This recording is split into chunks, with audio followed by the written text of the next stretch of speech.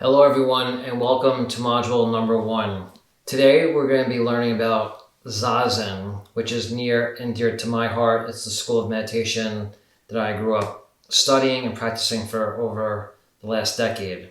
It actually first originated as Dhyana in India, and then it moved to China and became Chan and ended up in Japan as Zen. So that is the origin of Zen. And this particular style of meditation is called Zazen, which means seated meditation.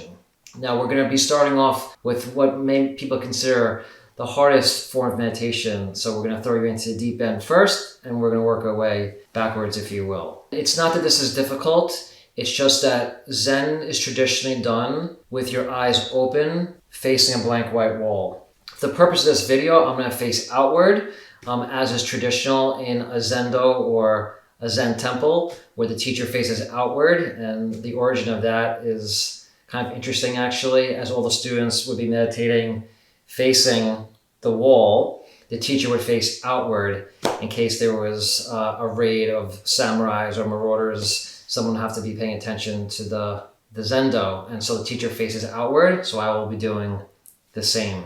Because it's an open-eyed meditation, you're facing a blank white wall to limit the amount of distractions.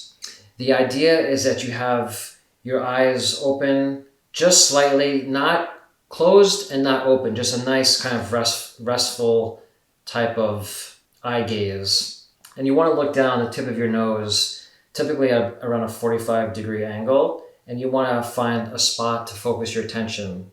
In yoga, it's called the drishti. So you want to find a spot on the wall, and you'll keep your eyes gently open, focusing on that point. You'll find that you'll fall off and then you'll come back. And that is the meditation. You fall off into thought and you come back and you use that point of focus to always return to. Posture is super important in Zazen. You want to have your ears in line with your shoulders, your nose in line with your belly button, and your back is straight. You're not hunched over and you're not super militaristic. You're just somewhere right in the middle. Some people like to rock back and forth when they sit down, and where their body naturally stops swaying is a nice place to stop.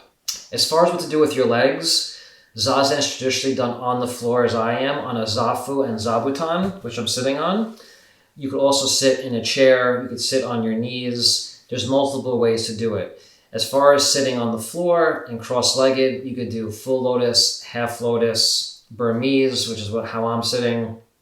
Obviously, if you're able to sit full lotus, I don't need to tell you, you know how to do it already. The idea is that you do not want your ankles crossed, because a lot of times you lose feeling in your legs. So just find a way to get your butt up off the ground enough where there's a little bit of an angle, and so you're not just completely sitting on your ankles. As far as what to do with your hands, we put it what's called the cosmic mudra. So you put your left fingertips on top of your right fingertips, and you gently touch your thumbs together in an oval shape, and you put it right around your navel. And the reason for this is that, as you can see, the whole body has a place and a purpose, and it's supposed to be in alignment. And so if your body is nice and balanced, that will be more conducive to your thoughts being in alignment and in balance. So naturally, what are you supposed to do with your thoughts? A lot of people ask. Well, in Zen, there's really not a lot of instructions, but one of the nice ways to think about it is your thoughts are like clouds passing in the sky. We don't typically sit outside and look at the clouds and say, oh my goodness, it's so cloudy today. Of course, that can be the case, but clouds come and go just as your thoughts. Another way to think about it is that just the way your stomach secretes gastro noises, your brain does the same thing. It secretes thoughts. So the idea is to not judge too much what's going on, but to be more of an observer. So just watch your thoughts as they come and go. And if you drift off, a lot of times your posture will represent that, and you just come back to a straight spine and you start again. There's a lot of schools of thought in Zen that when you catch yourself falling off and coming back, that very moment is enlightenment in itself. The fact that you've caught and noticed yourself drifting off into thought and bringing it back to the present moment is the practice itself. So I don't want you to beat yourself up if you feel like you're drifting off into thought too much. That is the whole point of the practice. We have over 70,000 thoughts a day as human beings. There's so many thoughts coming in and out of our brains constantly. They don't all need to be acted upon. There doesn't have to be action taken on all of them. This is a practice designed to help you decipher what's important, what's not, prioritize, and as a result, a lot of our thoughts are useless. And this is a practice that is designed to help you with that. So with all that being said, I will sit facing the camera. We'll do a 5-minute sit for today. I will ring a bell 3 times to start, and I'll ring it once to finish. So off we go.